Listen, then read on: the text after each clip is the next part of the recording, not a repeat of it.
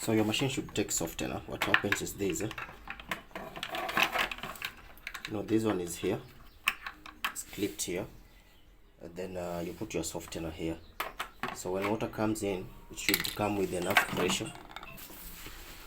So softener comes here, and then when water comes in, it has to go through this hole here.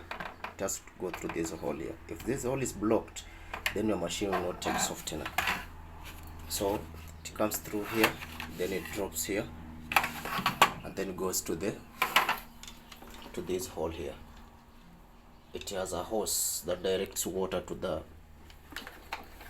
dispenser compartment.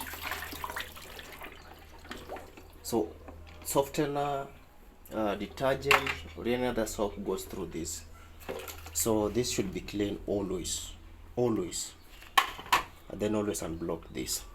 And then another reason your machine won't take softener is because of this. If this is blocked, it's like a sieve. It's the upper part of the compartment. So when that blocks, also the machine won't receive enough water. So if there's no enough pressure, then it will be hard to take softener. So we're going to clean this one thoroughly. Okay, then also ensure all the hoses. This hose here, this one,